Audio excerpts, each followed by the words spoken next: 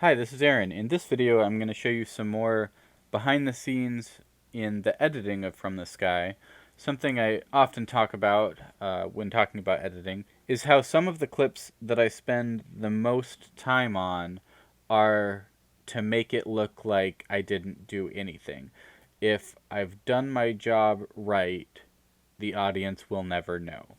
So in this video, I'm going to show you a couple examples of all the different layers that I go through to get from the original clip till the final version.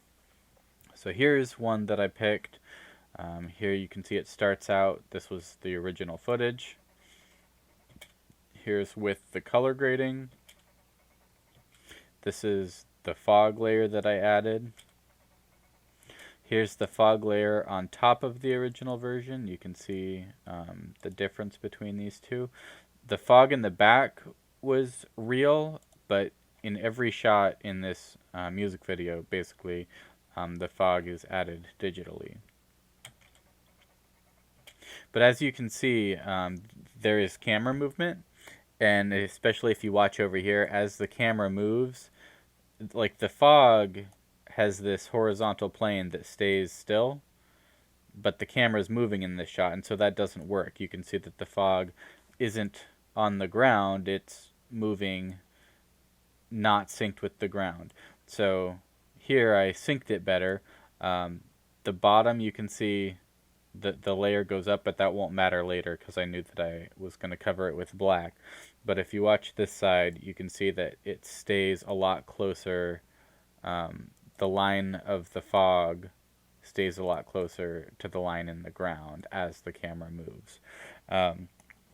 This is also an example of, on the left side, I really didn't like how it turned out, and if I was to go back, even, you can ask any editor, when you watch your own movie, you always can find 1,000 mistakes, and when the audience is watching it, you're hoping that they don't notice mistakes, and you're doing all this work to make things not noticeable.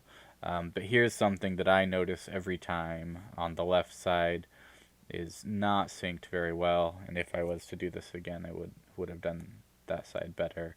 But it'll look better in the end, but I'm not happy with how that part turned out.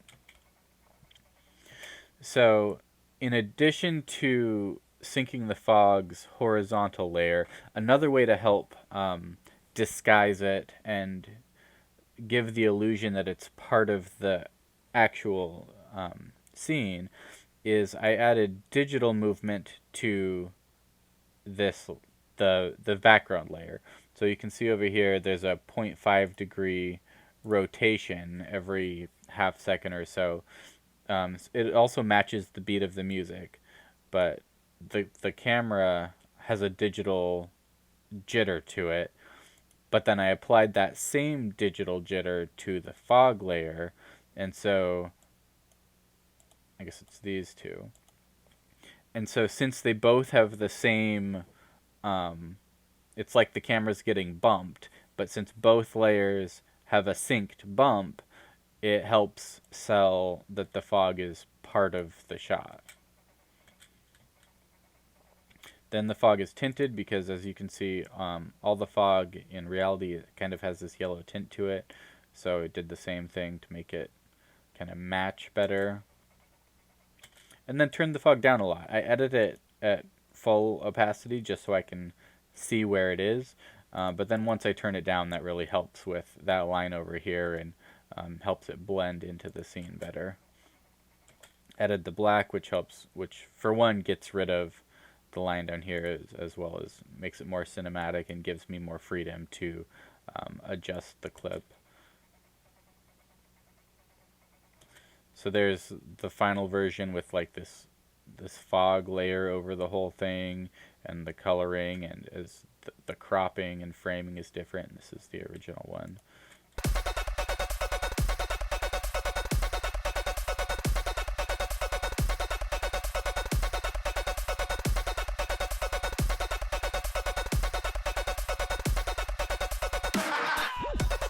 Okay, here's another example. This one was more complicated. So I started out with the same process. Here's the original cropped version, colored, added a fog layer and tinted the fog, and oh no, this isn't gonna work. So I don't know if you caught it yet, but this fog layer has a problem. So before the characters get here, the fog is supposed to be kind of between the audience perspective and the alien. But when this character steps onto the right side of the screen, the fog is between us and her. And that's not going to work because this layer of fog is supposed to be between these two characters on the ground. It's not supposed to just be in the foreground. So on both sides here, as both characters enter, the fog should not be in front of them. It needs to be between them. Thus, this is what I did to fix that.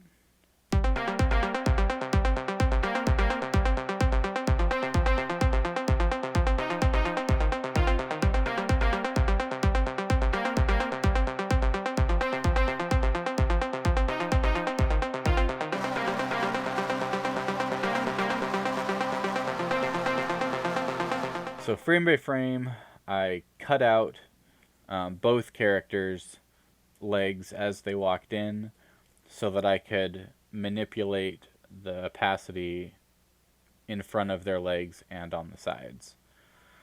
So that's what it looked like after I cut it out. It doesn't look great in this version.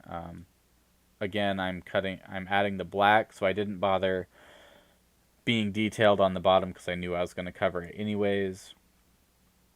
It looks pretty choppy, but once I do some other blending and add the black, it hides it a lot better. The final goal really is to just make it not less noticeable. So I did it with both sides, two legs here, and the staff, or I guess it's a pitchfork I also had to do.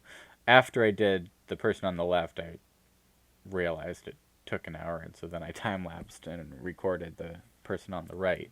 But when you're watching the final movie, hopefully no one noticed that anything was unusual about the legs. If you're looking for it now, next time you watch it, you'll see that the edges aren't very clean, but it should be subtle enough that you're not going to notice it unless you're looking for it. So this is just one of the many examples of if I did it well enough, you would never know that I did anything. So here's just a couple more clips of before and after. Every single clip in this music video had many layers of editing to it. So here's just a couple random other shots before and after.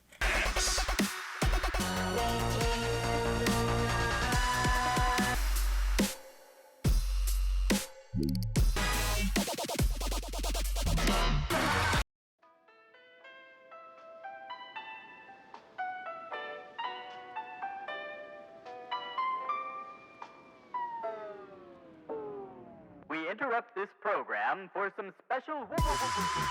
So I hope you enjoyed that peek behind the curtain to see some of the magic behind the editing. I hope you learned something. Thanks for watching. See you next time.